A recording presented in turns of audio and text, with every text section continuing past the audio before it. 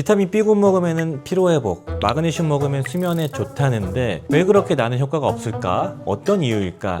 여기에 대한 답을 말씀드리겠습니다. 안녕하십니까. 약들약의 고약사입니다. 화이팅 먼저 외치고 시작하겠습니다.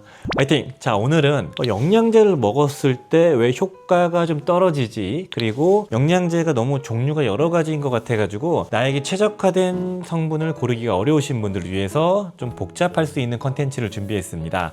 이름하여 같은데 다른 영양제 성분을 말씀드리려고 합니다. 이게 무슨 말이냐라고 생각이 드실 건데, 마그네슘이라고 해서 다 똑같은 마그네슘이 아니고 에너지를 만들고 근육 피로에 좋고 수면에 좋고 마그네슘 성분별로 차이가 다 있는데 그것이 무엇인지, 비타민 B군도 메틸코발라민, 아데노신코발라민, 시아노코발라민 이렇게 나눠지는데 그렇게 왜 나눠지는 건지, 이런 식으로 이름이 같은 건데도 성분이 차이가 나는 것들 좀 구분을 해드리려고 해요. 알고 드시면 좋을 것 같아서 정리를 해보려고 합니다. 첫 번째로는 바로 마그네슘에 대해서 좀 말씀을 드리려고 하는데, 마그네슘 하면은 에너지를 만들고 우리 몸의 긴장을 완화시켜주고 스트레스를 개선시키고 심장의 수축과 이완을 돕고 혈압을 떨어뜨려주고 성인병을 예방하고 그런 다양한 작용이 있는데, 이 마그네슘이 성분의 구성에 따라 조금씩 달라지는 거 알고 계셨나요? 이런 마그네슘이 있으면 이 마그네슘은 단독으로 존재하지 않고 공기 중에 이런 정제 형태로 있기 위해서 마그네슘이라는 원자가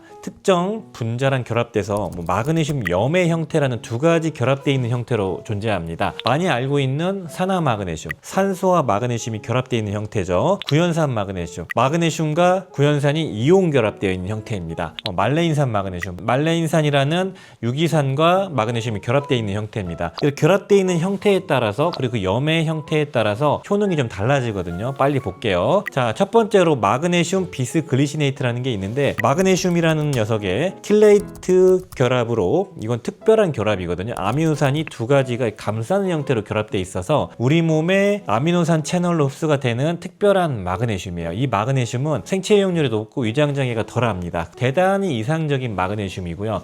그런데 여기에 같이 결합되어 있는 글라이신이라는 성분이 있기 때문에, 글라이신은 우리 몸의 진정작용으로 작동되는 신경전달 물질 합성 원료로 사용돼요. 그래서 이 마그네슘은 흡수도 잘 돼서 마그네슘 그 자체도 중요하지만 글라이신이 결합되어 있기 때문에 수면이나 스트레스 이런 쪽에 되게 최적화되어 있는 마그네슘인 거죠. 대표적인 게 나우 마그네슘 글리시네이트라는 제품을 말씀드렸었죠. 블루본의 킬레이트 마그네슘, 이런 게 다 그런 성분입니다. 두 번째는 마그네슘 말레이트라는 말레인산과 마그네슘이 결합되어 있는 형태인데, 말레인산이라는 거는 우리 몸에 에너지를 만들어주는 TCA의 중간 산물입니다. 그래서 에너지를 만드는 그 자체라고 보실 수가 있어요. 그래서 에너지 피로나 그리고 운동했을 때 근육의 피로 개선, 근육의 회복을 돕는다는 데이터들이 꽤 많습니다. 그래서 마그네슘 말레이트라는 유기산 마그네슘은 흡수율 중간인데 육체 피로, 근육 피로에 되게 효과적인 거죠. 운동하신 분들이 드시면 좋은 거예요. 그리고 세 번째로는 마그네슘 트레오네이트라는 게 있는데, 트레온산이라는 유기산과 결합되어 있는 마그네슘 구조이고, 구조가 되게 독특합니다. 한쪽은 이온 결합, 한쪽은 킬레이트 결합이 돼 있어가지고 이게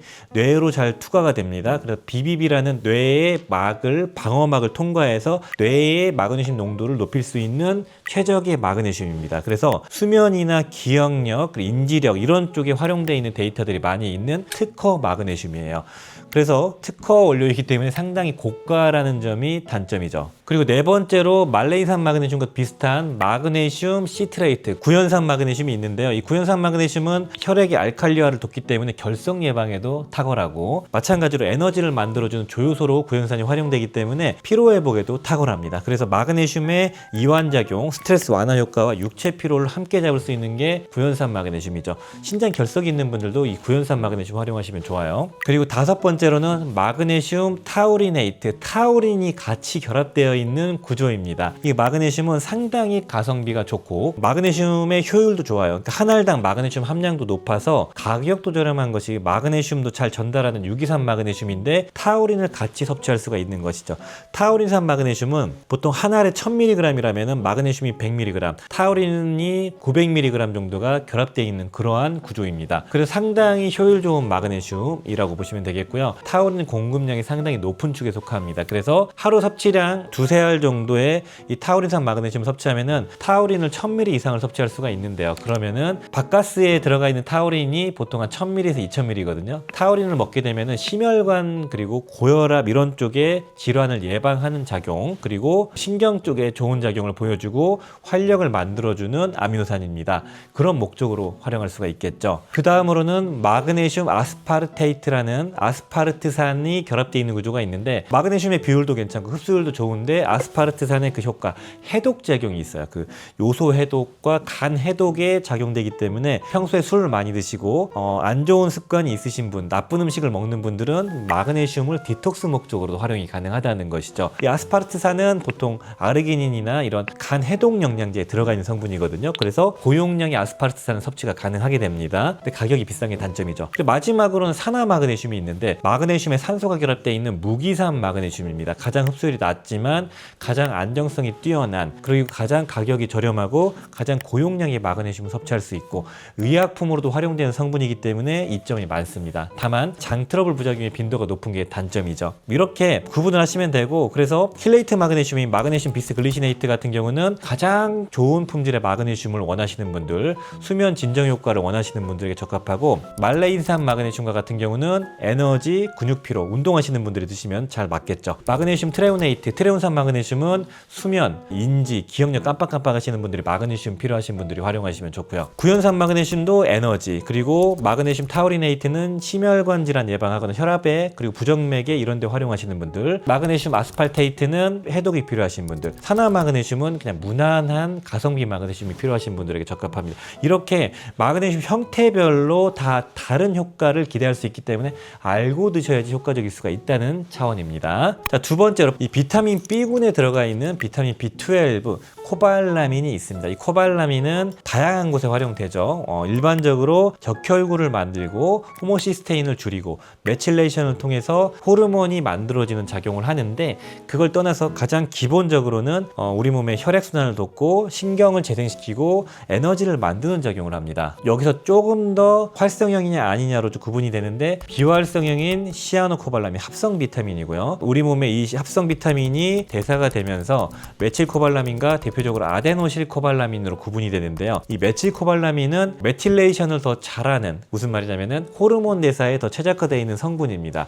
그래서 여성분들의 호르몬 주기가 잘 안 맞거나, 그리고 임신을 준비하시거나, 수면 장애에 활용하시거나, 스트레스 케어 하는데 이 메칠코발라민이 효과적이고, 신경의 재생에도 메칠코발라민이 상당히 효과적이기 때문에 신경 비타민으로 불리워지는 성분이 바로 메칠코발라민입니다. 그리고 이 아데노실코발라민이라는 게 있는데요. 요거는 에너지를 만드는 중간 단계의 활성형 비타민 B12라고 보시면 되겠습니다. 그래서 에너지, 특히 피로 회복, 육체 피로, 정신 피로, 에너지가 없어서 막 많이 피곤하고 운동하고 나서 회복을 돕는 이런 데 활용되는 게 바로 아데노실코발라민이고, 우리가 많이 섭취하고 있는 활성형 비타민 B에 많이 들어가 있는 성분입니다. 그래서 시아노코발라민은 합성 비타민 B12라서 그냥 가성비 있는 거고요. 기본이라고 보시면 되고, 일반적으로 국내 제품에는 시아노코발라민이 들어가 있고 의약품 제외하고요. 그리고 해외 직구를 보시고 또는 우리나라 의약품 비타민 B 활성형을 보시면은 B12에 메칠코발라민, 아데노실코발라민이 들어가 있거든요. 그 비율을 보시고 내가 호르몬 대사나 신경통이 좀 있고 손발 저림이 있고 이러신 분들 메칠코발라민 비율이 높은 걸 드시면 좋고, 운동을 많이 하시거나 많이 피곤하신 분들은 아데노실코발라민이 많이 들어가 있는 걸 보시면 좋을 것 같습니다. 같은 B12라도 이렇게 다르거든요. 자, 그리고 세 번째로는 같은 비타민 B군인데요. 비타민 B1을 보겠습니다. 이 비타민 B1 일반 티아민, 벤포티아민, 프루설티아민, 비스벤티아민이 있습니다. 이러한 것들을 종합해 보면은 비타민 B1이라는 거는 에너지를 빠르게 만드냐 못 만드냐에 결정을 하는 중요한 비타민 B군 성분이에요. 그래서 우리 피로 회복의 가장 기본이 비타민 B1인데요. 티아민은 일반적인 자연 형태의 비타민 B1이고, 벤포티아민, 프루설티아민, 비스벤티아민은 지용성을 강화시킨 합성 비타민이라고 보시면 되겠습니다. 벤포티아민과 같은 경우는 일본에서 개발된 지용성 비타민인데, 일반적인 티아민보다 지용성이니까 우리 몸의 곳곳에 잘 들어가고 흡수가 조금 더 잘 됩니다. 물에 녹는 성분보다는 기름에 잘 붙으니까요. 그래서 생체 용률이 높은 게 특징이고 뇌로도 일부 들어갑니다.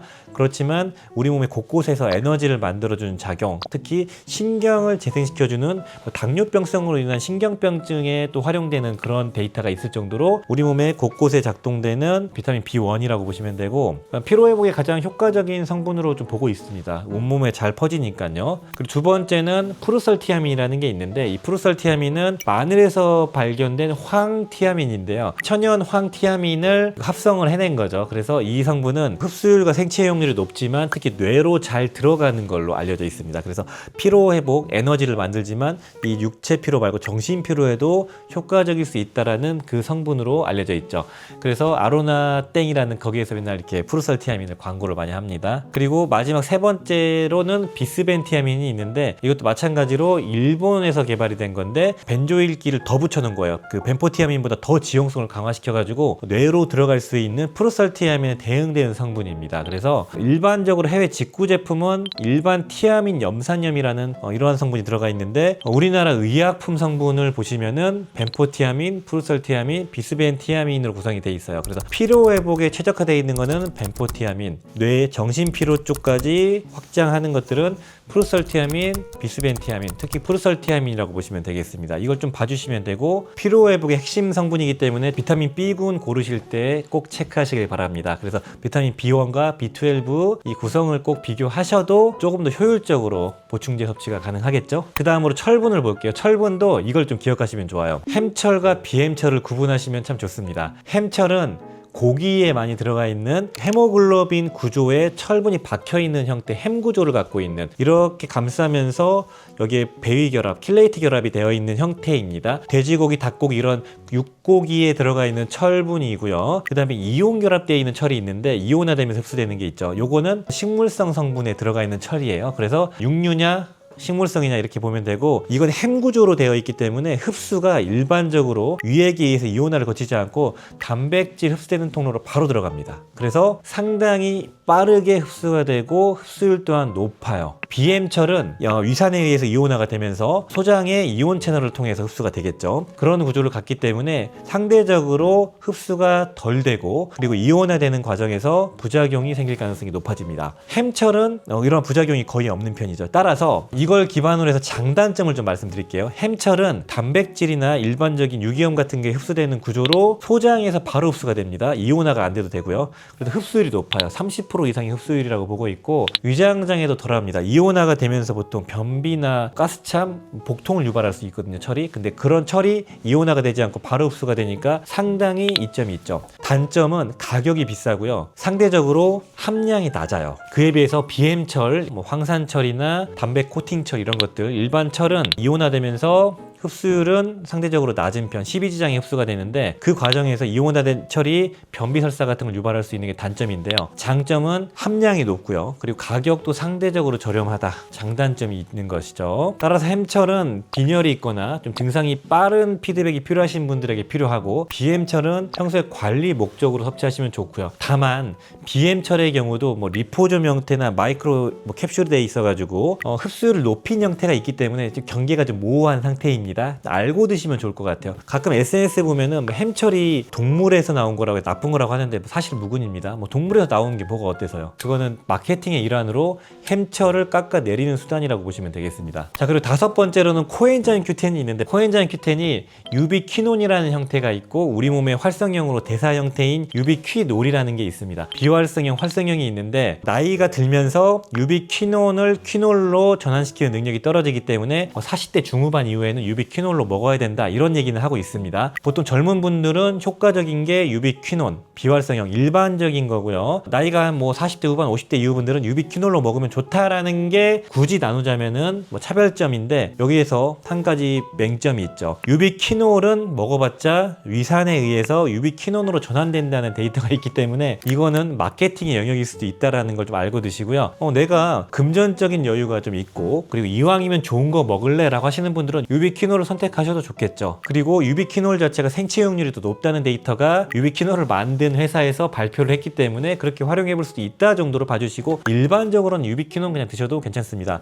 코큐텐은 항산화 작용, 심장을 보호하고 심장의 에너지, 그리고 근육의 에너지원으로 사용되고, 우리 몸에 에너지를 만들어주기 때문에 부스팅 작용도 하고요. 혈관을 보호하고 혈압을 낮춰주는 작용이 있습니다. 나이가 들면서 부족하기 때문에 채워졌을 때 이점이 많은 게 코엔자임 Q10이죠. 자, 그리고 이제 콜라겐으로 가보겠습니다. 콜라겐도 이것만 기억하시면 됩니다. 일반적으로 콜라겐이 타입 1부터 타입 2, 타입 3 이렇게 해가지고 형태가 여러 가지가 있는데 이 중에서 28가지 이상의 콜라겐 타입이 발견되고 있습니다. 너무 많은데 우리가 일반적으로 알아야 될 게 타입 1과 타입 3 이게 피부, 모발, 눈 이런 데 많이 분포하는 거고요. E형 콜라겐 타입 2는 관절 쪽에 많이 분포하는 콜라겐이다. 이 정도 구분하시면 되고 타입 1과 타입 3 같은 경우는 많이 섭취하고 분자량이 낮은 걸 섭취하면은 우리 몸에서 활용을 합니다. 이게 뭐 콜라겐을 먹어봤자 뭐 단백질 먹는 거나 똑같아서 의미 없다라는 거는 하수의 영역이고요. 콜라겐은 잘 챙겨 먹으면은 흡수가 실제로 됩니다. 되게 작은 트리펩타이드 정도의 작은 분자의 콜라겐이기 때문에 흡수가 된다는 데이터들이 많이 나오고 있고 이러한 것들 또한 실제로 많은 임상 데이터 우리나라에서 건강기능식품으로 등재가 돼서 식약처에서 인증을 하고 있죠. 근데 E형 콜라겐, 타입 2 콜라겐과 같은 경우는 일반적으로 아주 극소량만 먹게 됩니다. 그리고 타입 2 콜라겐은 비변형 콜라겐 UC2라는 콜라겐이라고 불려지는데 이 콜라겐은 정교하게 특정해서 만들어가지고 트리펩타이드 구조를 쪼개 놓아서 소장해서 흡수가 될 수 있는 코팅을 해놔서 흡수가 되는 구조예요. 이 콜라겐이 여러 작용을 거쳐가지고 관절에 특화되어 있는 염증 반응을 억제하는 작용을 합니다. 요약하자면 1형, 3형 콜라겐은 피부, 모발, 손발톱, 눈 이런 데 좋은 거고 그리고 잇몸 이런 데 좋은 거고 2형 콜라겐은 관절에 좋은 콜라겐인데 일반적인 2형 콜라겐이 아니라 비변형 2형 콜라겐이 관절에 좋다라고 기억하시고 구분하시면 좋겠습니다. 토코페롤, 비타민 E에 대해서 말씀드릴게요. 토코페롤은 항산화 성분이고요. 토코트리에놀이라고 해서 비타민 E랑 비슷한 구조의 항산화 성분이 있거든요. 이걸 좀 구분하셔야 됩니다.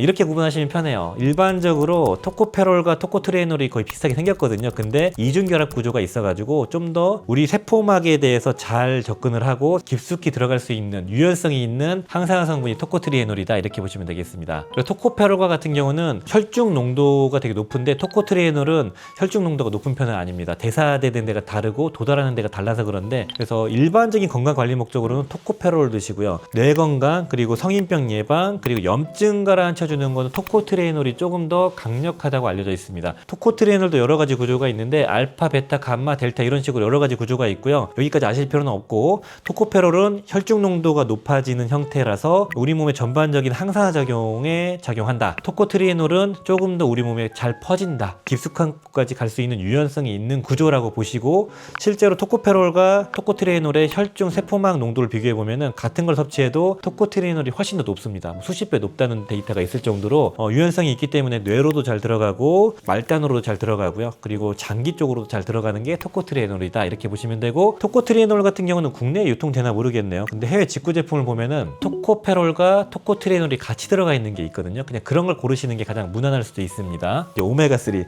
오메가3 도대체 뭐가 있냐라고 하시겠지만 요즘에 알티즈 오메가3라는 생체용률이 높은 오메가3 대부분 판매 중이죠. 그런데 최근에 나온 또 다른 형태의 오메가3가 있습니다. 하나는 이 알티즈 오메가3가 3개의 불포화 지방산이 글리세롤이라는 것에 결합되어 있는데 그걸 3개를 2개를 잘라서 하나하나 모노글리세라이드 형태의 더 쪼개놓은 형태가 바로 마그 오메가라는 겁니다. 흡수율 높인, 생체용률을 높인 위장의장에도 덜할 거고요. 미세라, 알티즈 오메가3를 더 잘게 쪼개는 물에 녹을 수 있게 미세화시킨 공법을 미세라라고 하는데 아쿠아셀, 하이퍼셀이라고 알려져 있는 거고요. 흡수율 높습니다. 2~3배 이상의 생체용률을 보여준다고 하는데 단점은 가격이 비싸고 한 알당 용량이 떨어지고 그리고 아직까지 검증이 좀 덜 됐다. 이 정도로 봐주시면 좋을 것 같습니다. 따라서 일반 알티즈 오메가3가 위장장애가 있고 좀 안 맞는 분들은 선택할 수가 있는 것이죠. 그래서 구분해가지고 구매하셔도 좋은 그런 선택지라고 볼 수 있겠습니다. 자, 마지막입니다.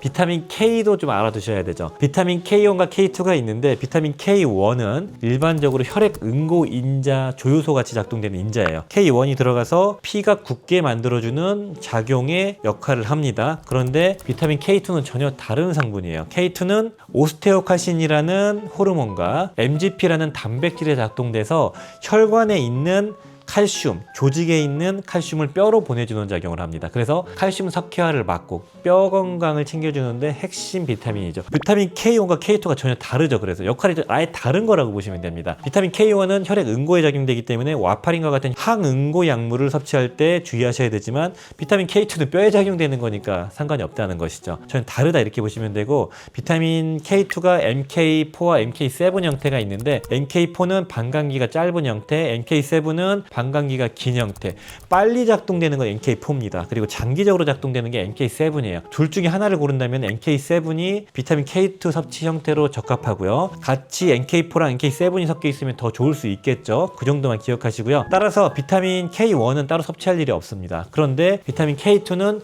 칼슘 마그네슘 제품에 들어가 있기도 하고 칼슘의 이용에 도움을 주기 때문에, 그리고 비타민 D와 함께 들어가 있는 제품이 많이 있다. 이 정도로 구분해서 보시면 좋겠습니다.